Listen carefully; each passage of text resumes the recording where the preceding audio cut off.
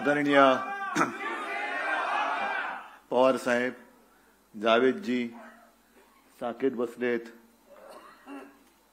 प्रकाशक बसलेत. मी त्यांना मगाशी म्हटलं की त्यांचं नाव ऐकल्यानंतर संजयनी प्रकाशक चांगले निवडलेत. मी माझं मनोगत किंवा जे काही बोलायचं आहे त्याला सुरुवात करण्याच्या आधी खास करून संजयच्या कुटुंबियांना धन्यवाद म्हणण्यापेक्षा त्यांचं ऋण कसं व्यक्त करायचं. संजयची आई वहिनी बसल्या तिकडे, दोन्ही मुली आहेत, जावई बापू आहेत, दोन्ही भाऊ त्यातल्यात सुनील इकडे आहे. कारण घर जर का ढेपाळलं तर लढवया लढूच शकत नाही. आणि संजयच्या आईनी आणि साहजिकच सर्व कुटुंबियांनी जे काही धाडस दाखवलं त्या धाडसाला तर सीमाच नाहीये.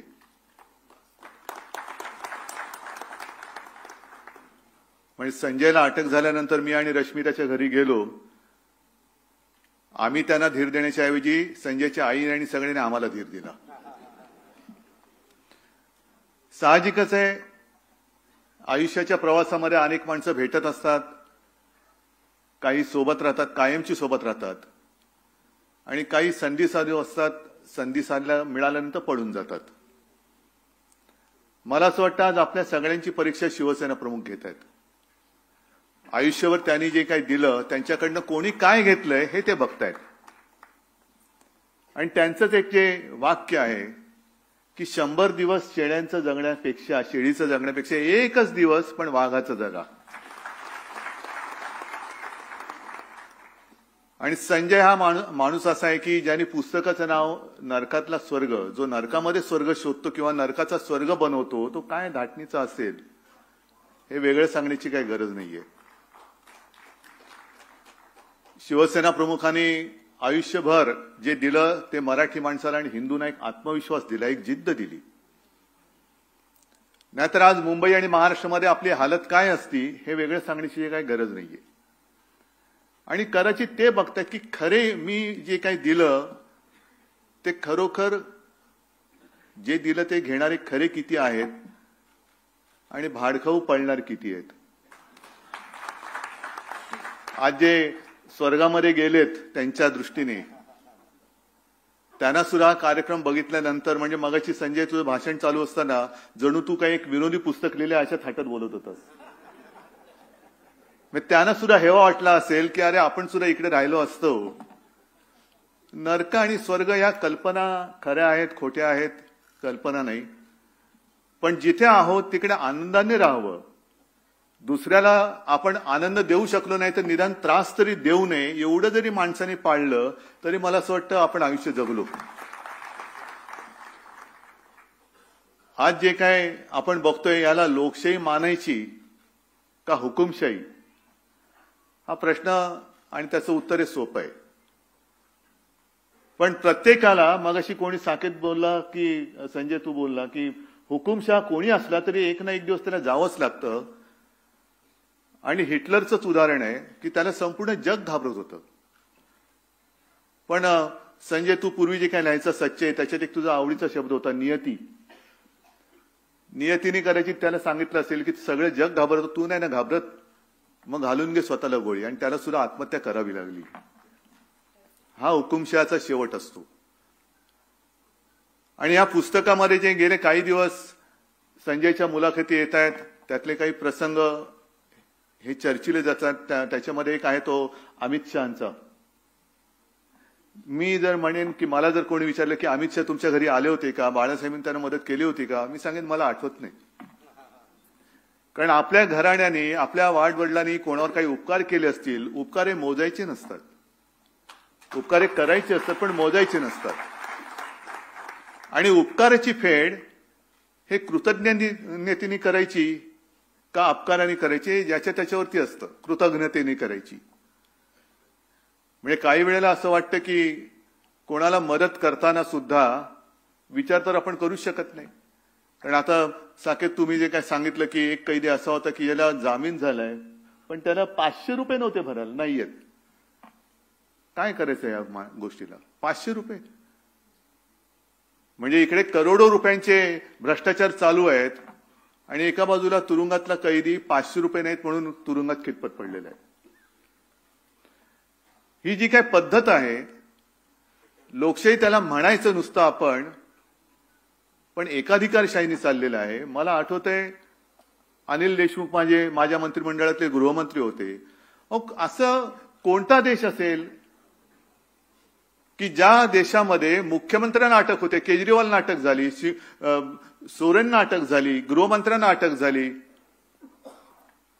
मी मुख्यमंत्री असताना आपल्या राज्याच्या डीजीना आणि सीएसना सीबीआयने बोलवलं होतं. मग ज्यांच्या शेंड्या जर केंद्राच्या हातात असतील, अशी माणसं राज्यातल्या सरकारला जर विरोधी पक्षाचं असेल तर त्यांचं काम कसं करू शकतील? ममता दिदीनं सुद्धा तोच अनुभवला होता. त्यांच्या सीएसना सुद्धा शेवटी सीएसने राजीनामा दिला. म्हणजे सगळ्या शेंड्या आपल्या हातात ठेवायच्या नाही. मग माझं म्हणणं आहे की आपल्या देशामध्ये संघराज्य ही पद्धती आहे. जो अधिकार केंद्र हा शब्द नाहीच आहे. ते जे काय सरकार आहे त्या सरकारला जेवढा अधिकार आहे तेवढाच अधिकार हा कायद्याने राज्याला सुद्धा आहे आणि तो असलाच पाहिजे. जर ईडी, इन्कम टॅक्स, सीबीआय आणि तुमचा जो काय तो कायदा लावलाय कुठला तो पीएमएलए, तो लावण्याचा अधिकार दिल्लीतल्या सरकारला असेल तर तोच अधिकार आमच्या राज्याच्या सरकारला सुद्धा पाहिजे. टाका त्यांच्यावरती धाडी, बसवा त्यांना सुद्धा आतमध्ये द्या ना. काही दिवस या तिघांकडे आता हे भोगून आलेत ना, संजय आलेला आहे, साकेत आहे आणि अनिल देशमुख, यांच्याकडे द्या ना चार्ज. आणि मग ते सांगतील त्यांच्यावरती धाडी टाका त्यांना तुरुंगात आणि सिद्ध करा तुम्ही निर्दोष आहात. हा सगळा प्रकार याच्या विरुद्ध लढत तर राहिलं पाहिजे. सगळं काही माझ्या हातामध्येच पाहिजे. आजच दिवसा ते निवडणूक आयोगाचे सगळे अधिकारी होते. 1 नेशन 1 इलेक्शन, बरोबर ना साकेत? त्याच्यासाठी तुम्ही पण आला होतात. आपल्याकडनं अनिल परब आणि अनिल देसाईने मी पाठवलेलं. 1 नेशन 1 इलेक्शन फार गोंडस आहे, पण त्या निवडणुकीमध्ये पारदर्शकता कुठे? आता आपल्या सरन्यायाधीशांच्या मातुश्रींनी सांगितले की बॅलेट पेपरवरती निवडणुका घ्या. बघू, घ्या ना, एकदा तर घ्या ना. यातला संशय जर का मोकळा करायचा असेल तर एक तरी निवडणूक ही देशामध्ये बॅलेट पेपरवरती घ्या आणि मग तुमची टिमकी वाजवा. पण ते होणार नाही. मग दुसरा विषय मी आज त्यांना मांडायला सांगितला की 1 नेशन 1 इलेक्शन मध्ये मग सगळ्यांना एका पातळीवरती उभे करा. कारण 1 नेशन म्हटल्यानंतर त्या नेशनचा प्राईम मिनिस्टर आहे, देशाचा पंतप्रधान आहे. आणि देशाचा पंतप्रधान एका पक्षाचा प्रचारक होऊ शकत नाही, होता कामा नये. एक तर त्यांनी प्रचारक होता कामा नये, आणि जर प्रचार करायचा असेल तर स्वतःच्या पक्षाबरोबर इतर पक्षांचा आणि अपक्षाचा सुद्धा उमेदवाराचा प्रचार त्यांनी केला पाहिजे. तर मी म्हणेन लोकशाही आहे. नाहीतर हे आपले फिरतायत. मला स्वतःला अनुभव आलेला, पवार साहेब तुम्हालाही आला असेल.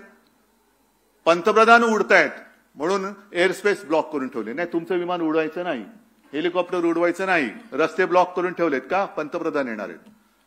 मग आमच्या सभा चुकल्या तरी चालतायत, पण त्यांची सभा झाली पाहिजे. आणि 1 नेशन 1 इलेक्शन, या काही गोष्टी ज्या आहेत ह्या तोडून मोडून टाकाव्याच लागतील. अमित शहाबद्दल सुद्धा जे काय म्हटलं जातंय काय, मी त्यांना सांगते की कशासाठी तुम्ही आम्हाला एवढा दुश्मन समजताय? आम्ही विरोधी म्हणजे कोणाचे विरोधी? तुमची आणि आमची मतभेद झाले, मतं पटत नाहीत. तुम्ही जे काय तुमचं तथाकथित बुरसटलेले हिंदुत्व, ते हिंदुत्व मी मानायला तयार नाही. आमचं हिंदुत्व हे देशासाठी, राष्ट्रीयत्व हेच आमचं हिंदुत्व आहे. हे म्हटल्यानंतर तुम्ही लगेच आम्हाला दुश्मनाच्या पिंजऱ्यात उभं करताय. म्हणजे जणू काय पाकिस्तानपेक्षा आधी आम्हाला खतम करा. हे पाकिस्तान राहिला बाजूला, त्याच्यावर पुन्हा जैसे जावेद जी आपने कहा ना, एक 8-15 दिन में हिंदुस्तान पाकिस्तान की क्रिकेट मैच होगी और उसमें हमारे गृह मंत्री का बेटा भी जाएगा देखने के लिए. मरायचं आपल्या सैनिकांनी. हिंदुस्तान पाकिस्तान बाकी काही झालं तरी चालेल, पण हे होता कामा नये. पण तिकडे क्रिकेट मॅच झाली, सगळं सुरू होईल. नाही, काहीतरी एक धोरण ठरवा. तुम्ही शिवसेनेला संपवायला निघालात. हा काय पहिला प्रयत्न नाहीये शिवसेनेला संपवण्याचा.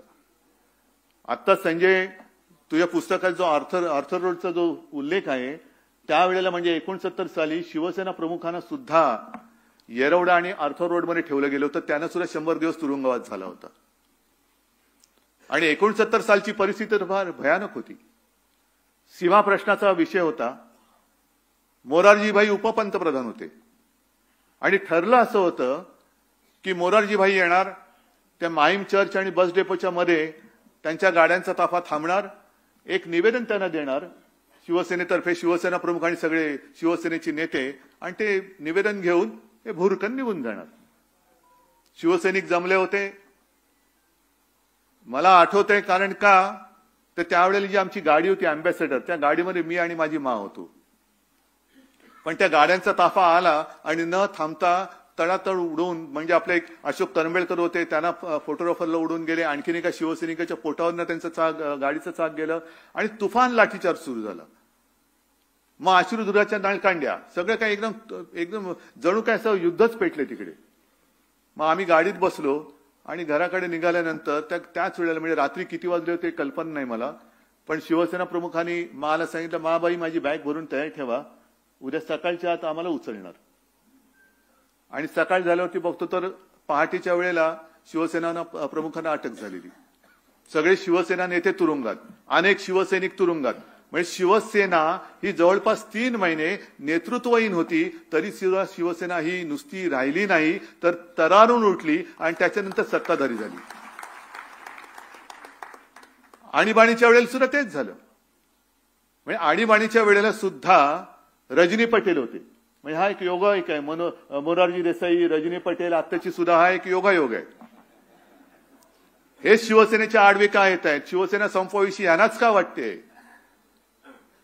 पण तुरुंगात असताना शिवसेना प्रमुखाने एक लिहिलं होतं की शिवसेनेवर वरवंटा का फिरतोय? कारण शिवसेना हे मराठी माणसाचं हित जपते म्हणून फिरते. तर 75 साली सुद्धा हेच झालं होतं. रजनी पटेलनी सांगितलं होतं की गपगुमानपणाने तुमची शिवसेना काँग्रेसमध्ये विलीन करा, नाहीतर तुम्हाला तुरुंगात टाकावं लागेल. आणि शिवसेना प्रमुखांनी त्यांना उत्तर दिलं होतं की ज्या क्षणी तुम्ही मला तुरुंगात टाकाल त्या क्षणी बाहेर तुमची अंत्ययात्रा निघालेली असेल. हे पाहिजे ना. आणि तेच मला असं वाटतं, मी मगाशी बोललो की शिवसेना प्रमुख आपली परीक्षा घेत आहेत की हे त्यांनी जे काही दिलं ते किती जणांनी घेतलं. आणि तसं जर का पाहिलं तर संजय, आज नक्की तुझा शिवसेना प्रमुखांना अभिमान वाटला असता. आज हे सगळे शिवसैनिक सोबत आहेत. या अशा असंख्य लढाया लढतच आपण इथपर्यंत आलेलो आहोत. आणि लढायला अनेक जण तयार आहेत. जे मी मगाशी म्हटलं की हे पुस्तक वाचल्यानंतर तुरुंग या विषयाची भीतीच लोकांच्या मनातली निघून जाईल. आणि ते काम तू चांगल्या पद्धतीने संजय या पुस्तकाने केलेलं आहे. आज आपल्याला हे सगळं बरं वाटतंय. म्हणजे ते सशासारख्या घुशी, आणखीन काय, या सगळ्या गोष्टी ऐकायला बरं वाटतं. पण प्रत्यक्ष तिकडे त्यांनी काय भोगलं असेल. आणि म्हणून मी त्याला म्हटलं की या पुस्तकात तू रडगाणं नाही गायलं, तर रडणाऱ्या लोकांना धीर देण्याचा तू उत्तम आणि यशस्वी प्रयत्न केलेला आहेस. ही एक कसोटीचा क्षण आहे. दिवस येतात, दिवस जातात. पवार साहेब, आपण जे म्हणालात की सरकार येतं, सरकार जातं, हे सरकार सुद्धा उद्या जाणार आणि ते आपल्याला घालवावंच लागेल. केवळ कोणाला काय व्हायचंय, मला हे व्हायचंय, मला ते व्हायचंय म्हणून नाही, तर ज्यांनी आपल्या देशाला, म्हणजे स्वर्गासारखा आपला जो देश आहे, त्या देशाचा आणि त्या स्वर्गाचा नरक करण्याचा जो प्रयत्न चालू ठेवलेला आहे, त्यांना नरकात टाकण्यासाठी म्हणून आपल्याला लढावंच लागेल. आणि नुसतं लढावंच नाही तर जिंकावंच लागेल. आणि ती जिंकण्याची उर्मी या पुस्तकाने दिलेली आहे. मला वाटतं हे पुस्तक नुसतं वाचून सोडू नका. आणखीन 10 लोकांना त्यांच्याच पुढे आणखीन हे पुस्तक आणखीन आपण सुद्धा पसरवत नेलं पाहिजे. आणि सर्वत्र हे पुस्तक पसरो आणि एक लढणारी पिढी तयार हो, एवढ्याच शुभेच्छा आणि अपेक्षा व्यक्त करून मी आपली रजा घेतो. जय हिंद, जय महाराष्ट्र.